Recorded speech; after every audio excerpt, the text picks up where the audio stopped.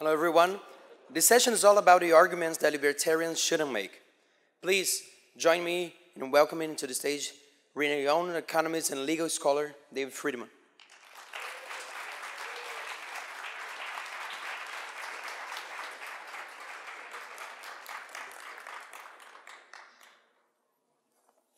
I have a new book out. It has nothing to do with what I'm talking about today, but it's lots of fun, so I thought I'd tell you about it.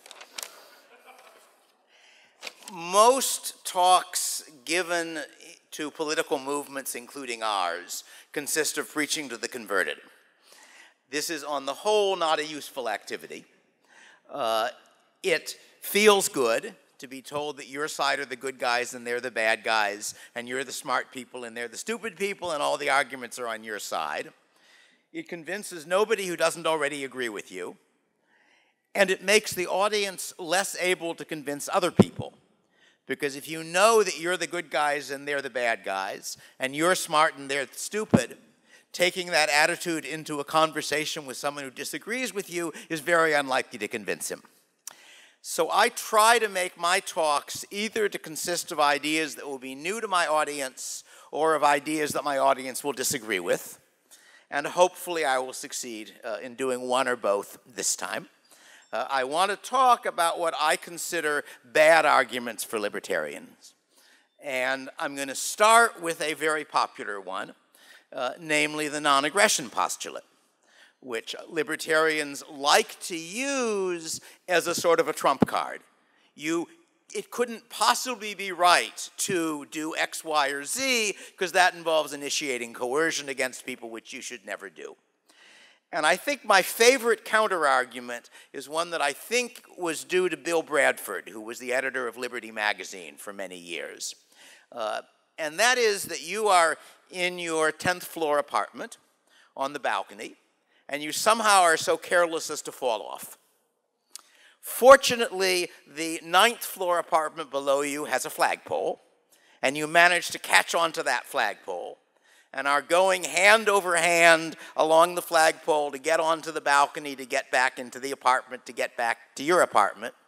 When the owner of the apartment comes to the door of the balcony, takes a look at you and says, "I do not give you permission to use my property, please let go." I do not think there are very many libertarians who would let go under those circumstances. And I'm not sure there are very many who would seriously say that they ought to let go under those circumstances. And yet, if you really take seriously the idea that the non-aggression postulate is an absolute rule, then you would have to do that. And I've got a variety of other examples. My slightly more realistic example is the one where there is a madman shooting at people in a crowd. You're in the crowd. By pure chance, there is a rifle sitting near you that you happen to know belongs to a curmudgeon who has announced that he never wants anybody else to use his rifle under any circumstances. Do you take that rifle and shoot the madman? So I think that's part of what's wrong with the argument, is that it's not true. And the other part is that it's treating the world as if it was a simpler place than it really is. It is assuming that it is really clear how you define initiating coercion or initiating force. And my standard example of that one is that most of us would agree that if somebody shoots a megawatt laser beam at your front door, he is violating your property rights. How about if he turns on the light in his house half a mile away? You can see that light. The fact you can see it means that some of the photons he is producing are trespassing on your property. So if property rights are really clear and absolute, it would follow that he has just violated your property rights and that you can forbid him to turn on that light. And that, again, is not a very satisfactory conclusion. And it turns out, if you think through these things, that property rights are a much more complicated set of ideas than most people, including most libertarians, assume. There is an interesting literature in economic analysis of law which tries to think through questions such as exactly what part of the bundle of rights associated with a piece of land belong to you. Not at all obvious. If, for example, somebody digs a deep hole in his property next to your property and your house slides into it, which of you has violated the other one's rights? A question settled by English common law, but not obvious a priori from philosophy. Right? So what I think we ought to argue instead, what my real claim is that there are a bunch of simple persuasive arguments that are wrong, and you ought to substitute less simple arguments that are right. And at least if I consult my own moral intuition, my conclusion is that rights and freedom and all of that stuff are indeed important things, that it is generally a mistake to initiate coercion, but that it is not an absolute rule. That if very large values of other sorts are at stake, as in my rifle example, then you say, well, it's too bad that I'm violating the property rights of the owner of the rifle. I'll try to compensate him afterwards. But in this case, a little bit of rights violation is a cost I'm willing to pay in order to save 20 lives. Right? And I think that's a position that most people can be persuaded to sympathize with. Not all of them will agree with you about what counts as rights violation, but many of them will. And the second argument, I think the first argument you want to make is that rights, non-coercion, are of value in themselves. And the second and more complicated argument is that respecting rights generally has good consequences. That is, that a society where people don't steal from each other, don't kill each other, don't feel they're entitled to do so, will, for fairly familiar economic reasons, tend to be a better society in terms of lots of other values. It's likely to be one where people are richer, healthier, live longer lives, and so forth. And I think those are the lines of argument we have to make, and that's a harder argument than just saying, look, it's evil, you should never do it, but it's also a more justifiable argument. Let me go on to a second area where I think libertarians overstate their claims, and that's the question, under laissez-faire, will everything worth doing get done? And this is the issue that I think of in terms of the terminology market failure.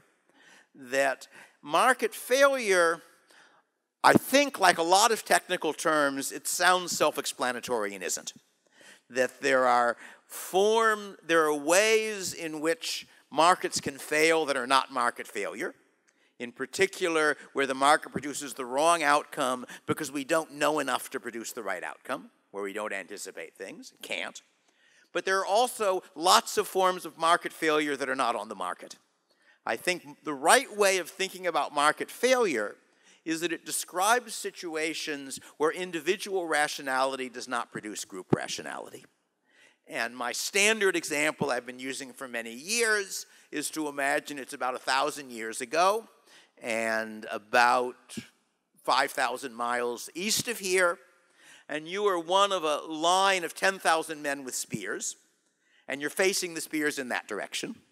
And the reason you're doing that is that coming at you are another 10,000 men, only they're on horseback, and they have spears too.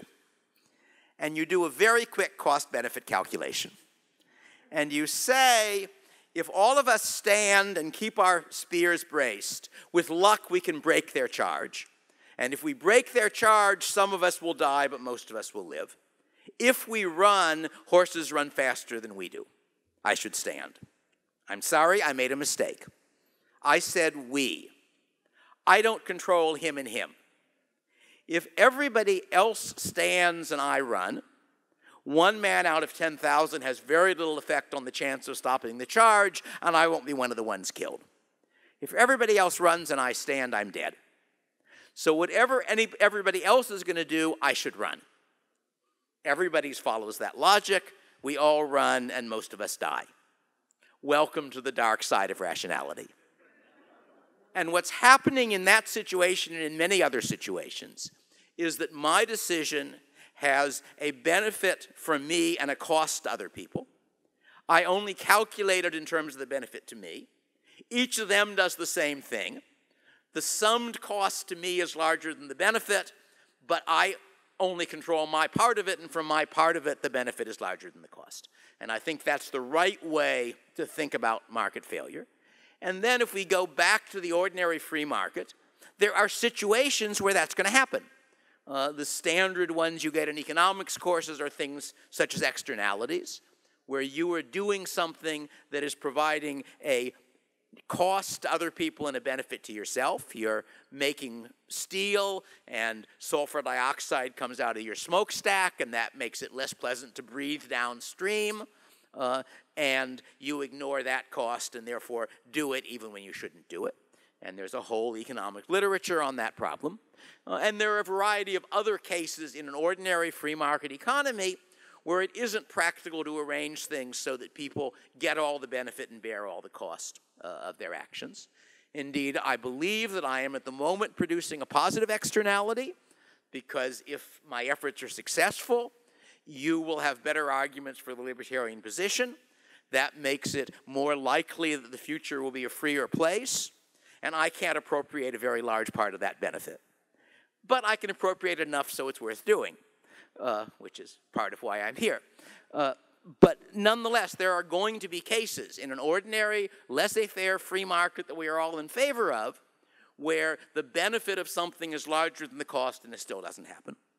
And I think the right argument to make is not to say that there will never be market failure, not to say that these problems won't exist, but to point out that the conditions that create market failure, people taking actions where somebody else gets a large part of the benefit or pays a large part of the cost, are the exception on the free market, that most free market activities, if you want inputs, you've got to buy them. If you produce an output, you can sell it. So to first approximation, as it were, everything always works and everything worth being done happens. And that sort of is part of a basic economics course. It's only the first approximation. There are exceptions. But it's not the first approximation on the political market. If you think of actors on the political market, if a voter spends a lot of time and effort deciding who to vote for, any benefit that results is shared with 300 million other Americans. If a judge makes an incorrect decision which sets a precedent, that precedent could impose enormous costs on other people. He'll never know, because a reduction in GNP of 1/100% is a huge cost for a single human being to impose. You can work out the arithmetic for yourself, but it's many billions of dollars. But it's small enough so you'll never notice. And similarly for lobbyists, for legislators, and so forth.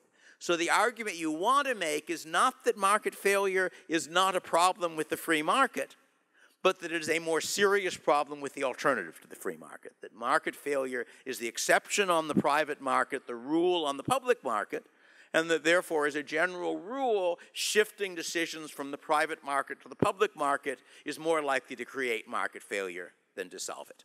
I think that's the correct argument to make in that area. Let me go on to a third area, and one which I've done a good deal of arguing about over the last 15 years or so, and that's climate change. And the two arguments that I most often see made against the current orthodoxy is the climate is changing, the reason is human action, and the results are going to be terrible, so we have to do something about it. That's what we are usually told by sort of respected authorities. And the usual counter-arguments I see are either the claim that climate is not changing or the claim that it's not due to human action. I don't think either of those is a very strong argument. I think the evidence is pretty good that the climate is changing, rather slowly. You're talking so far about a degree centigrade of warming per century. So if anybody says, I can tell it just feels warmer than when I was a kid, he's wrong. I mean, we can't really perceive changes that small. But nonetheless, it's happening. I don't think we are certain of the cause, because climate is a very complicated system. On the other hand, the logic of the greenhouse effect is perfectly legitimate logic. You would expect increasing the amount of CO2 to raise average temperatures. It looks as though that roughly fits what's been happening. I should say something most people don't realize is that the IPCC, which is more or less the voice of the orthodoxy, only claims human causation starting about 1940 or 1950. It may well be farther back. Basically, the current warming trend starts about 1911, if you look at the data. And it may be that CO2 had some effect on that, but they are not confident enough that that's the explanation. And the reason, as I say, is it's a complicated system, and we know that temperatures have changed for other reasons in the past. But nonetheless, it seems to me that it is a plausible claim, probably a correct claim. The right claim to make is that we don't know whether the net consequences will be large, small, positive, or negative. And I really got into this argument about 40 years ago, back before AGW was an issue. And at the time, the equivalent of the current climate issue was population growth.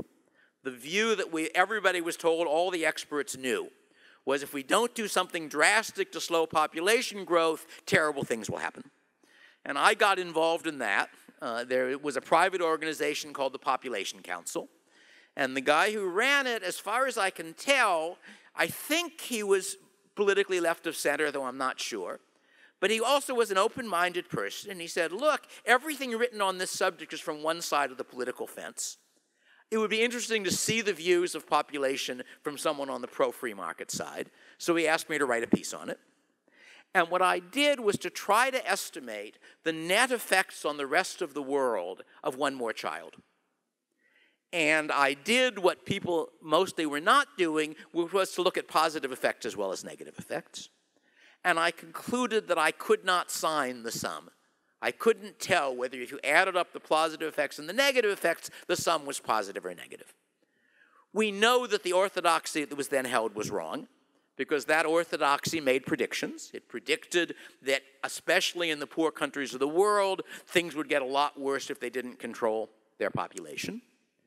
There was one country in the world which did control this population, China, with the one-child policy. And until Mao died, it didn't get any better.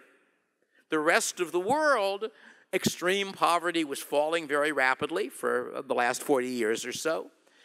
Calories per capita in the third world was going up, not down, exactly the opposite of the predicted pattern. So that made me somewhat skeptical when the same kind of approach came around for climate. And if you actually look at the stuff, it turns out that it's quite unclear whether the net effects are positive or negative. There are two things that might make them positive. One of them is the fact that CO2 is an input to photosynthesis. Increasing the amount of photosynthesis increased plant growth. This has been determined by experiment many times over. Greenhouses not uncommonly pump CO2 in order to increase yield. There are two patterns of photosynthesis called C3 and C4. Most crops are C3. The major exceptions are maize and sugarcane.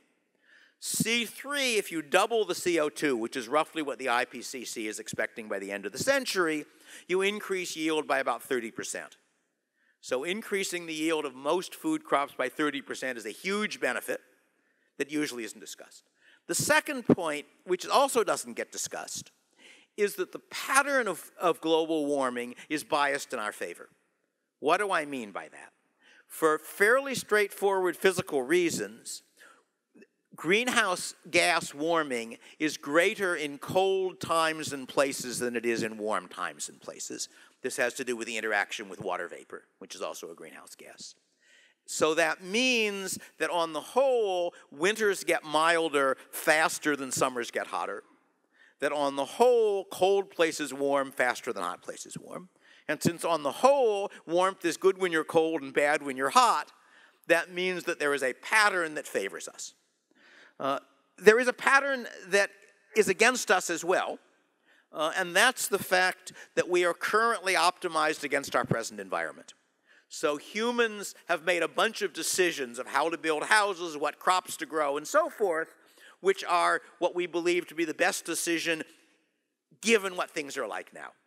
And if climate changed fast, that would be a strong argument against climate change in either direction. It would mean either warming or cooling would make us worse off because we would have the old arrangements for the new circumstances.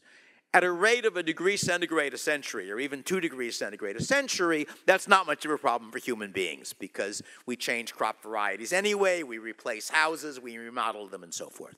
It might be a serious problem for some other species, that trees don't move very well. Trees have long generations, so evolving is very slow.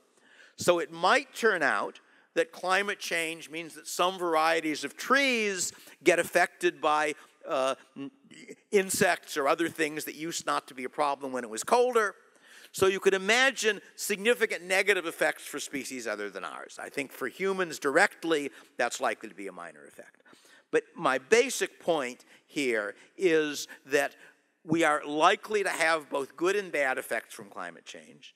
There isn't, contrary to the popular wisdom, a good reason to expect the net effects to be bad. There's some reason to expect them to be good, but not very strong. There is no good reason to expect them to be very bad, which is what most of the rhetoric suggests. If you're worried about sea level rise, by the way, there's a nice web page that lets you zoom in on any part of the globe and see the effect of any amount of sea level rise. And it turns out that at a meter, which is what the IPCC's high estimate is for the end of this century, the effect is invisible almost everywhere. Because, roughly speaking, a meter of sea level rise shifts the coast in by about 100 meters. And if you think about 100 meters on a map, that's essentially invisible. Few places where that's not true, where you've got very low-lying places, but that's the rule. Final summary. Why shouldn't we make bad arguments? The first reason is that honesty is itself a good, that we ought to care, I think, at least in my value system, whether we tell the truth or not. The second reason is that bad arguments appeal to stupid people and drive away smart people. That if the basic arguments for your cause are ones which somebody who really thinks about it can see are wrong, he will say, look, those libertarians are stupid people, or maybe they're demagogues. Why should I believe them? And we want especially to attract smart people because they're more likely to have the effects on other people and on the world in general. So the argument I'm making in all of these three cases is that there's a nice, simple argument we like to hit the opposition over the head with, and it's wrong. Because it's wrong, we shouldn't make it, and we should instead develop, since our conclusions I still think are right, we should develop more sophisticated arguments that we can really defend against a competent opponent on all three of these issues. On the question of rights, where I think rights matter. I'm not, pace various people's claim, a utilitarian. I'm not willing to say anything that increases human happiness is good, but I think increasing human happiness is a desirable thing to do. And if a tiny violation of rights will cause a big increase in human happiness, I'm probably for it. If a large violation of rights causes a small increase in human happiness, I'm against it. And it would be nice if I had a nice mathematical formula to tell you how to do it, but I don't. And all I can say is neither does anybody else, but some of them think they do. Thank you. If you want to ask a question, stand up so that they can give you a mic. We have a couple of minutes only. Somebody pass the mic to this person. If they don't pass you the mic, just speak loudly. That's why I can do that. My name's Greg from Chicago. Something you said in your examples early on, one about someone that walked away turning on the light and landing on their house. I really strongly to that argument. But my question is it were noise, something you perceive as noise, and it lands on your eardrums, and you can't prevent it even with earplugs and everything inside it. Would you consider that an infringement on your personal rights? Depends how much noise. The fact that it's possible to hear it is not sufficient evidence. If it's the kind of level of noise that you can't hear yourself speak, then if you happen to be in a bar flirting with a member of the opposite sex, this may be a benefit. I've never figured out why people feel that way, but they apparently do. But in your own house, it's a definite detriment, and then it might indeed be actionable. And if you think about the actual way in which the law, common law, traditional law, treats this kind of issue, one of the patterns is the idea of moving to the nuisance. Moving to the nuisance. Because what level of noise is a problem depends partly on what I'm doing. So suppose we've lived next to each other for 10 years, and I decide to set up a recording studio in my house. And it now turns out that your normal household activities make enough noise so I can't make a good recording. And the common law view would be, sorry, if I had had a recording studio there before you moved in and built your house, I might have a legitimate claim. but given that I didn't, I'm now being unreasonable. But as I say, these are part of the fun of studying law, is that it turns out that a lot of the issues that economists and philosophers see as simple issues are issues the law has really had to deal with. And I should say, this new book of mine is basically about a whole bunch of different legal systems historically. I start with Imperial China, which was a legal system that lasted for about 2,000 years with occasional intermissions when things collapsed. And my view is that all human societies face about the same problems. They solve them in an interesting variety of different ways, and they're all grown-ups.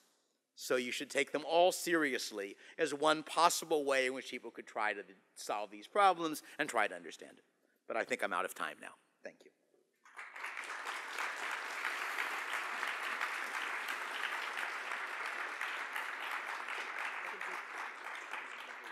And I'd like to thank the organizers of SFL for finally, at one of their conferences, giving me a big enough room.